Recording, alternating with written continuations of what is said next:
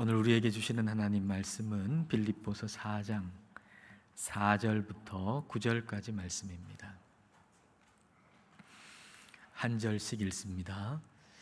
주 안에서 항상 기뻐하라. 내가 다시 말하노니 기뻐하라.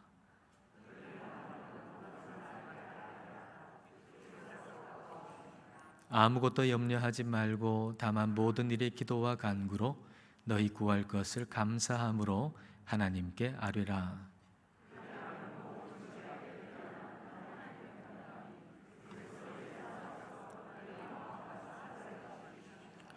끝으로 형제들아, 무엇에든지 참되며 무엇에든지 경건하며 무엇에든지 오르며 무엇에든지 정결하며 무엇에든지 사랑받을 만하며 무엇에든지 칭찬받을 만하며 무슨 덕이 있든지 무슨 기림이 있든지 이것들을 생각하라. 너희는 내게 배우고 받고 듣고 본 바를 행하라. 그리하면 평강의 하나님이 너희와 함께 계시리라. 아멘.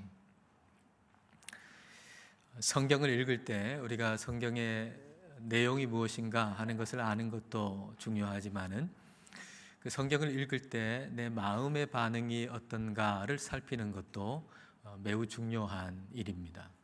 왜냐하면 그 성경을 읽을 때 내 마음의 반응이 어느 정도 나의 영적 상태를 나타내 주는 것이기 때문입니다. 자, 오늘 말씀을 읽을 때 여러분의 마음의 반응은 어떠하셨습니까?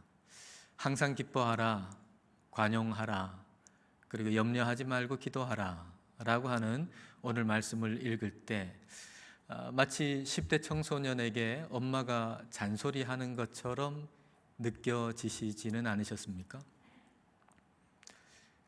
우리가 한두 번 듣는 게 아니잖아요. 이런 말씀은 항상 기뻐하라, 좋은 말씀이죠. 관용하라, 역시 좋은 말씀이죠. 염려하지 말고 기도하라, 역시 좋은 말씀이지요. 그러나 마음속에 흔쾌히 받아들여지지 않는 그런 느낌 말입니다.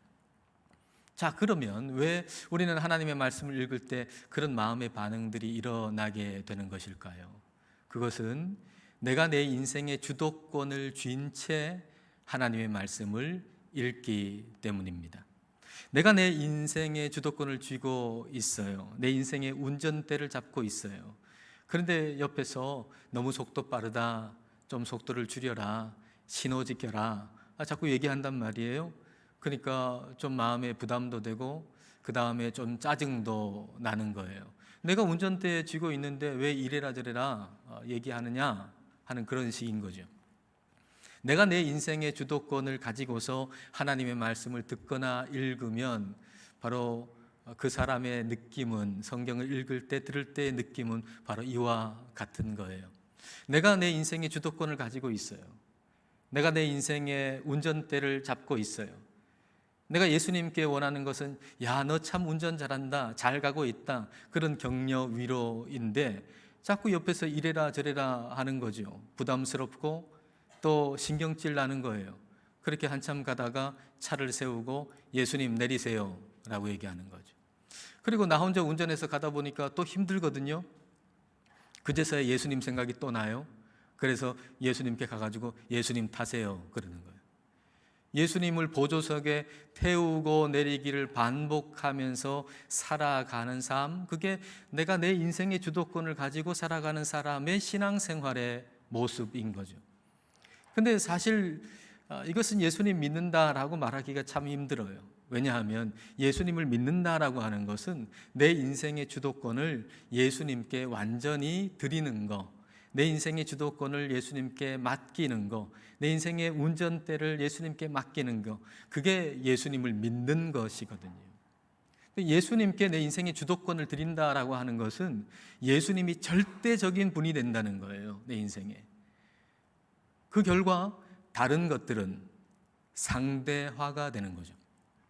그동안 내가 절대적으로 여겼던 것은 상대화가 되고 예수님이 절대적인 분이 된다는 게 내 인생의 주도권을 예수님께 드리는 거예요. 자, 우리가 성경 말씀을 읽거나 들을 때의 자세는 이와 같아야 하는 거죠.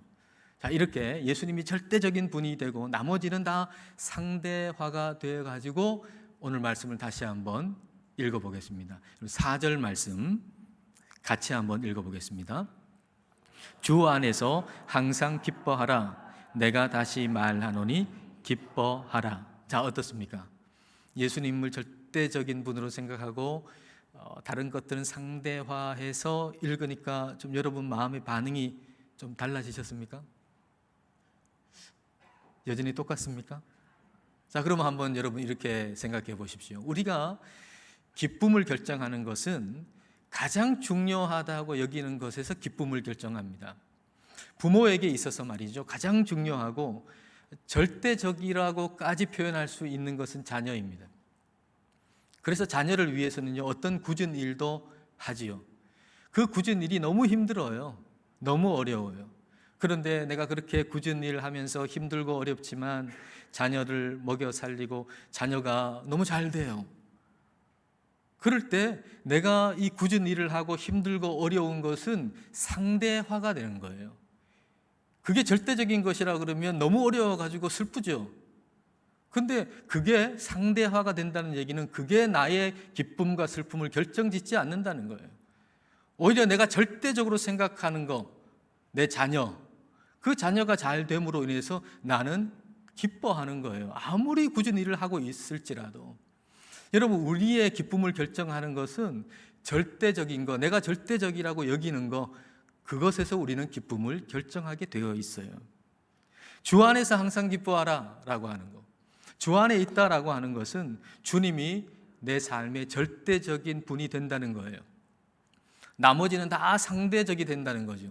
그래서 상대적이 된 것에서 나의 기쁨, 슬픔을 결정하지 않고 절대적이 된 분, 예수님 안에서 내가 기쁨과 슬픔을 결정한다는 거죠.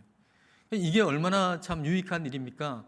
영원하신 우리 예수님에게서 내가 기쁨을 찾고 다른 것은 상대적으로 볼 수 있는 눈을 가지고 산다는 거, 이게 얼마나 참 유익한 일입니까? 감정을 한번 생각해 보세요. 여러분들의 감정, 우리의 감정. 요즘 사람들은 말입니다, 감정을 절대시하는 것 같아요. 심지어는 신성화하는 것 같아요. 그 감정을 완전히 떠받들고 사는 거죠. 내 감정을 완전히 떠받들고 사는 거예요. 화가 나면은 뭐 주체하지 못하는 거죠. 그러다 보니까 어떤 일이 생기나요? 후회할 만한 선택과 결정을 하게 되는 거예요. 그런데 우리가 우리의 주도권을 우리 주님께 드리면 다른 것은 상대화가 돼요. 내 감정까지도 상대화가 돼요. 그래서 이전에는 내 이 감정이, 일어나는 감정이 100이라고 생각했는데 예수님이 나의 절대적인 분이 되셔가지고 상대적으로 내 감정을 보니까 이전에 100이라고 생각했던 게 5예요. 아니, 5밖에 안 되는 것 가지고 내 인생의 중대한 일을 선택하고 결정한다는 거 얼마나 어리석은 일입니까? 근데 우리가 주님께 우리의 주도권을 맡기면 그런 어리석은 후회할 만한 선택과 결정을 하는 것을 막아주시는 거죠. 그러니까 예수님께 삶의 주도권을 드린다라고 하는 것이 얼마나 유익한 일인가요? 뭐 우리 감정뿐만 아닙니다. 인간 관계, 사람의 관계도 역시 그렇습니다. 주도권을 주님께 드릴 때 사람의 관계에서도 우리는 관용할 수 있고요, 친절로 대할 수 있고요, 그리고 참아줄 수가 있어요. 근데 주도권을 내가 쥐고 있으면 그렇게 하기가 참 힘들어요. 왜냐하면 내가 내 인생의 주도권을 가지고 있으면 딱 선을 그어가지고 내 인생의 주도권만 딱 가지고 있는 게 아니라 그 선이 그어지지가 않아요. 그래서 다른 사람의 인생의 주도권까지도 내가 잡고 싶어 하는 것, 이게 내 인생의 주도권을 내가 가지려고 할 때의 문제예요. 큰 문제죠.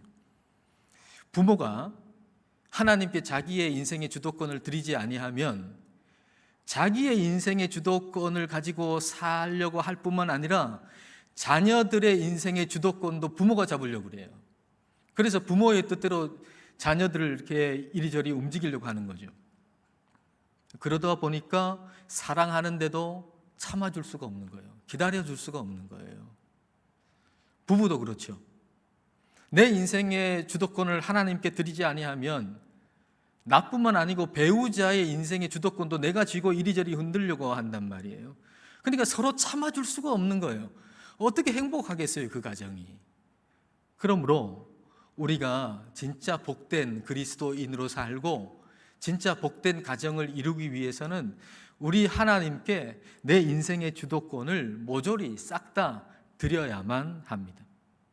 반드시 그래야 하는데, 그래야 할 이유를 5절에서 말씀해 주고 계십니다. 자, 5절을 보겠습니다. 너희 관용을 모든 사람에게 알게 하라. 주께서 가까우시니라. 주님께서 가까우시다라고 하는 것은 우리 예수님의 재림이 가깝다는 얘기입니다.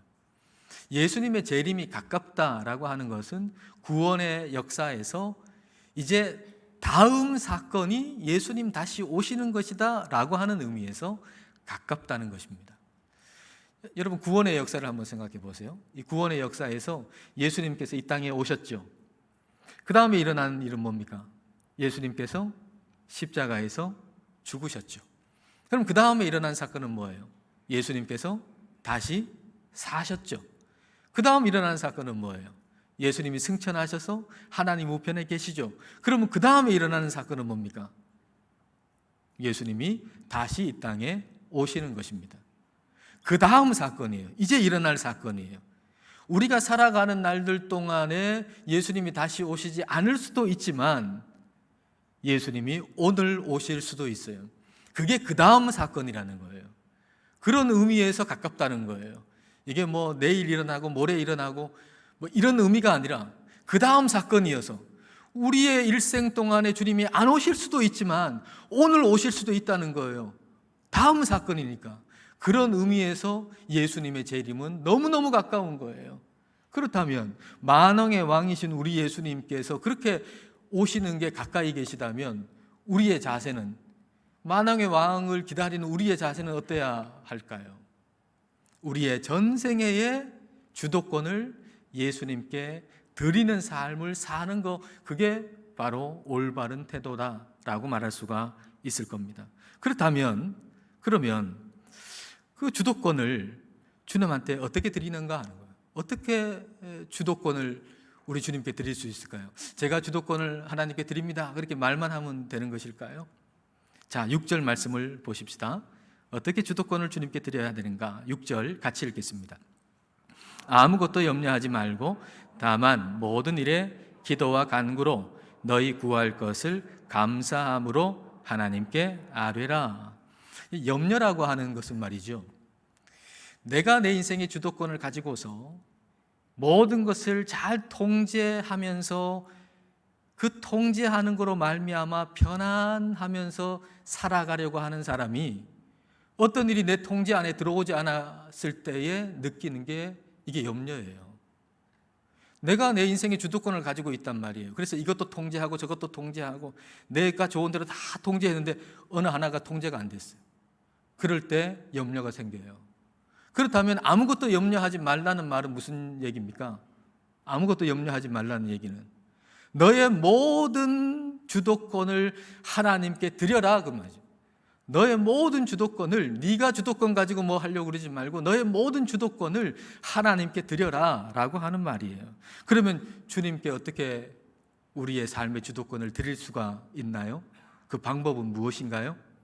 모든 일에 기도와 간구로 너희 구할 것을 어떻게 아뢰라고요? 감사함으로.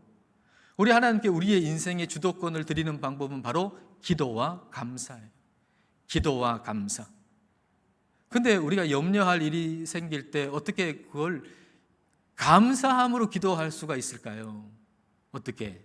염려할 일이 생겼는데, 근심할 일이 생겼는데, 어려운 일이 생겼는데 어떻게 감사함으로 기도해요? 우리가 염려할 일이나 근심할 일이나 어려운 일이 생겼을 때에 감사하는 거, 기도하는 거, 그 기도하는 것은 마치 헬스에서 1:1 PT를 받는 것과 같아요. 내가 혼자 헬스하면 말이죠, 뭐 팔굽혀펴기 몇 번 하다가 힘들면 안 하고 조금 운동하다가 힘들면 중단할 수 있어요. 근데 1:1로 트레이너가 한 사람 붙어가지고 뭘 계획해가지고 뭘 하라 그러죠. 내가 열심히 움직이고 내가 다 하는 거지만 실제로 모든 주도권은 이 트레이너에게 있는 거예요. 트레이너가 계획하고 모든 걸 다 진행해요. 그러면은 10개 하세요. 이 운동 10개 하세요. 그러면은 자세도 붙잡아줘요. 근데 그 자세가 훨씬 더 어려워요. 그리고 10개쯤 하면 1개 더 그런단 말이에요. 그러면 1개 더 하는 것 얼마나 어려워요. 죽을 만큼 힘들잖아요. 근데도 감사하죠. 왜 감사하죠? 그렇게 하면, 트레이너가 시키는 대로 하면 내 몸이 훨씬 더 좋아질 거라고 하는 걸 신뢰하기 때문이에요. 그러니까 힘든데 1:1 PT는 엄청 비싸요. 희한하죠? 어려운데 비싸요. 힘든데 값이 많이 나가요. 여러분, 우리 인생도 마찬가지랍니다. 힘들다고 가치 없는 게 아니에요.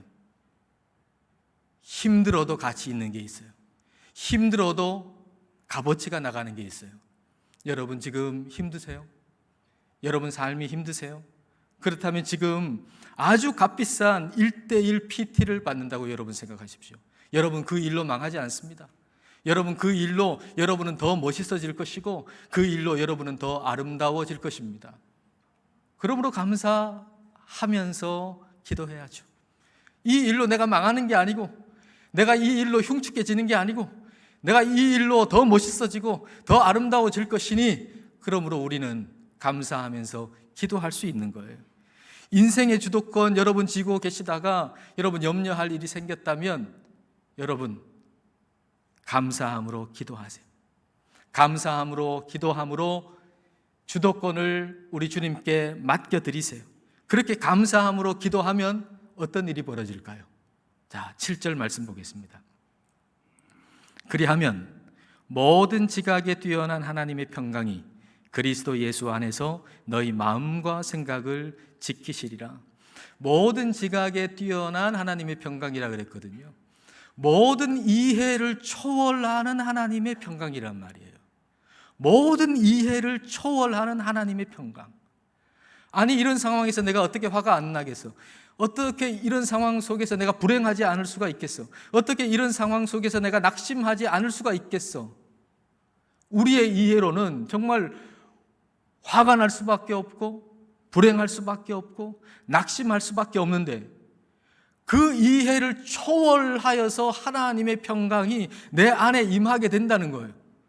우리의 생각으로는 정말 이거는 화가 나고 낙심되고 불행해질 수밖에 없는데, 그걸 초월한, 그 이해를 초월한 하나님의 평강이 내 안에 오셔가지고 그런 상황 속에서 평화로운 거예요. 그러니 하나님이 주신 그 사명을 계속 해나갈 수 있겠죠. 믿음의 삶을 계속 이어나갈 수 있겠죠. 그러니까 우리의 생각과 마음을 지킨다고 하는 거, 이게 얼마나 중요한지 우리는 알게 돼요. 마음과 생각을 지킨다는 거 굉장히 중요한 일이에요. 잠언 4장 23절 말씀입니다. 모든 지킬 만한 것 중에 더욱 내 마음을 지키라. 생명의 근원이 이에서 남이니라. 다른 번역에는 이렇게 되어 있어요. 무엇보다도 내 마음을 지켜라. 그것이 바로 복된 삶의 셈이다. 여러분, 복된 삶이 어디서 나온다는 얘기입니까? 우리 마음과 생각에서 나온다는 거예요. 그러니까 우리 마음과 생각을 지킨다고 하는 거 그렇게 중요한 일이다라고 하는 거죠. 우리는 가지고 있는 물질을 지키는 것에는 굉장히 예민하고 열심히 그걸 지키려고 하는데, 정작 우리의 마음을 지키는 것은 소홀히 여겨요. 마음이 무너지고 있는데 그 마음을 지킬 생각을 안 해요. 화가 나고 낙심된다고 해가지고 그냥 허물어버리고 그 감정대로, 낙심되는 마음대로 그냥 내 마음과 생각을 내버려 둔단 말이에요. 왜 그래요? 우리의 마음과 생각이 얼마나 중요한데, 우리의 복된 삶이 다 거기서 나오는데, 그러므로 우리는 마음과 생각을 반드시 지켜야 돼요. 주님께 감사함으로 기도하면 그럼 주도권을 우리 주님께 드리는 거예요. 주님께 우리의 주도권을 드리면 주님의 평강이, 하나님의 평강이 우리의 마음과 생각을 지켜주시는 것입니다. 저는 여러분이 기도하면 하나님의 평강이 내 마음과 생각을 지켜주신다더라가 아니고, 정말 기도 가운데서 하나님의 평강을 여러분이 경험하면서 살기를 원해요. 여러분, 기도할 때 어떤 환경 또는 어떤 사람에 대한 마음과 생각을 하나님은 바꾸어 주세요. 어떤 사건이 생길 때, 그 사건이 일어난 날 내가 기도할 때 즉시 그 사건에 대한 생각과 마음이 바뀌는 경우는 그렇게 많지는 않죠. 드물죠. 그러나 그 일을 두고서 기도하면 어느 날의 한 시간의 기도에서 정말 드라마틱한 변화가 일어나요. 그 한 시간의 기도의 전과 그 이후가 완전히 달라지는 거예요. 내 마음과 생각에 있는 그림을 우리 하나님께서 바꾸어 주시기 때문이죠. 여러분, 우리가 어떤 사건을 겪고서 그 환경이나 그 사람에 대해서 괴로워하고 힘들어하고 염려가 생기고 근심이 되고 그런 이유가 어디 있나요?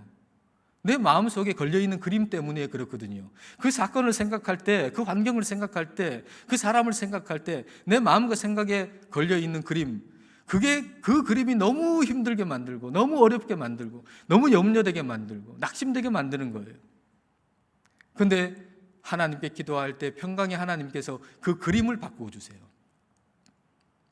나쁘게만 그려놨던 그 그림을 좋은 그림으로 바꾸어 주세요. 말 그대로 어둠이 빛이 되는 거예요. 완전히 달라지는 거예요. 내 마음속에, 생각 속에 그림이 바뀌면 이전과 이후는 완전히 달라요. 그 환경을 보는 것도 다르고 그 사람을 보는 것도 다르고 그 이전과 이후가 완전히 달라지게 되어 있는 거예요. 사랑하는 여러분, 근심하고 걱정하고 염려하지 마시고 기도하십시오. 기도하시면 하나님의 평강이 여러분의 마음과 생각을 지켜주실 것입니다. 이렇게 하나님의 평강이 우리의 마음과 생각을 지켜주시면 이제 우리의 마음과 생각에 좋은 것들이 쌓이기 시작해요. 옛날에는 좋은 게 왔다가 가고 뭐 이런 식인데 쌓이질 않는데 이제 하나님의 평강이 내 마음과 생각을 지켜주시면 좋은 것들이 쌓이기 시작해요. 자, 8절 말씀 유진 피터슨의 메시지 성경 번역으로 읽어드리겠습니다. 결론으로 말씀드립니다. 친구 여러분, 참된 것과 고귀한 것과 존경할 만한 것과 믿을 만한 것과 바람직한 것과 품이 있는 것을 마음에 품고 묵상하십시오. 최악이 아니라 최선을, 추한 것이 아니라 아름다운 것을, 저주할 만한 일이 아니라 칭찬할 만한 일을 생각하십시오. 좋은 것과 선한 것이 내 마음과 생각에 쌓이는 거예요.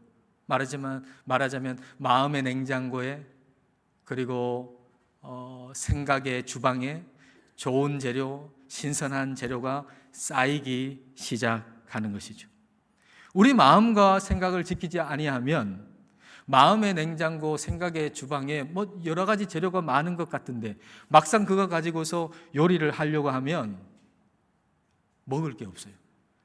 왜냐하면 다 썩어 있거든요. 내가 주도하려고 하는 마음, 그리고 내 고집, 그것 때문에 그 냉장고 안에 있는, 마음의 냉장고 안에 있는 재료가 좀 꽤 된다고 생각했는데 그게 하나도 먹을 수 있는 재료가 아닌 거예요. 하나도. 그러니까 냉장고 안에 있는 쓰레기죠. 마음의 주방에서 만들 수 있는 재료가 하나도 없는 거예요. 다시 말하면 생각이 행동으로 옮겨지질 않는 거예요. 생각은 하는데, 생각은 하고 있는데 그게 행동으로 옮겨지지가 않는 거예요. 그러나 주님의 평강이 우리의 마음과 생각을 지켜주시면 이제 우리 마음속의 냉장고 그리고 생각의 주방에 신선하고 좋은 재료가 쌓이기 시작해요. 그리고 그걸 가지고 음식을 만들 수가 있어요.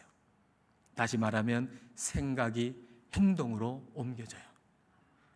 생각이 행동으로 옮겨지면 그 행동 속에서 여기 나와 함께 하시는 하나님의 임재를 더 많이 경험하게 돼요. 생각 속에서만 어떻게 하나님의 임재를 경험해요? 우리가 삶으로 살아갈 때에 하나님의 임재를 얼마나 많이 경험하는데요. 그게 가능해진단 말이죠. 우리의 마음과 생각에 좋은 재료가 쌓이기 시작하면. 자, 9절 말씀을 보십시오. 너희는 내게 배우고 받고 듣고 본 바를 행하라. 마음과 생각에 쌓인 좋은 것이 이제 행함으로 이어지는 거죠. 그리하면 평강의 하나님이 너희와 함께 계시리라. 행함 속에서 평강의 하나님의 임재를 더 많이 경험하게 된다는 겁니다. 이 풍성함이 여러분에게 있기를 원합니다. 하나님의 평강이 여러분의 마음과 생각을 지켜주시고 평강의 하나님이 여러분과 함께 계시기를 축복합니다. 기도하겠습니다. 이 시간 우리 기도하실 때 감사와 기도로, 기도와 감사로 우리 삶의 주도권을 주님께 드리십시다. 운전대를 내가 잡고 예수님을 보조석에 태웠다 내렸다 하는 것을 반복하면서 영적 성장 없는 삶을 중단하고 주님께 삶의 주도권을 내어드리십시다. 그리하여 예수님만이 절대적인 분이 되시고 다른 것들은 다 상대화해서 볼 수 있는 영적인 힘을 주시기를 기도합시다.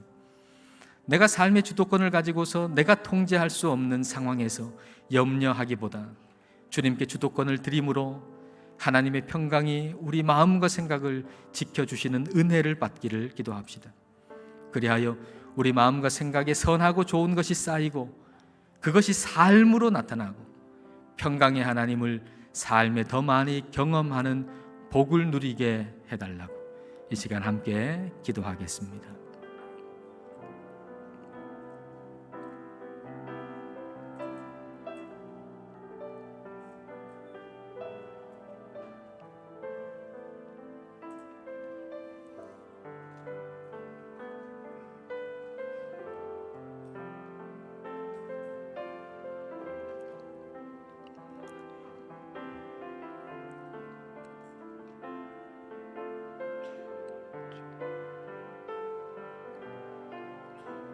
평강의 하나님, 저희들이 주님의 말씀을 읽고 듣는다고 하지만 인생의 주도권을 저희들이 쥔 채 그렇게 하였습니다. 그리하여 말씀을 읽고 들어도 별 차이 없는 인생을 살았습니다. 인생의 운전대를 내가 잡고서 보조석에 예수님을 태우고 내리기를 반복하면서 성장 없는 신앙생활을 해온 것을 이제 중단할 수 있는 은혜를 베풀어 주옵소서. 감사와 기도로 삶의 주도권을 주님께 드리고 저희의 삶에 예수님만이 절대적인 분이 되시고 다른 것들은 상대화되는 삶의 변화가 일어나게 하옵소서. 하나님의 평강이 저희 마음과 생각을 지키심으로 마음과 생각에 선하고 좋은 것이 쌓이게 하시고 이것이 행함으로 나타나서 행함 속에서 평강의 하나님을 더 깊이 경험하게 하옵소서. 예수님 이름으로 기도드립니다. 아멘.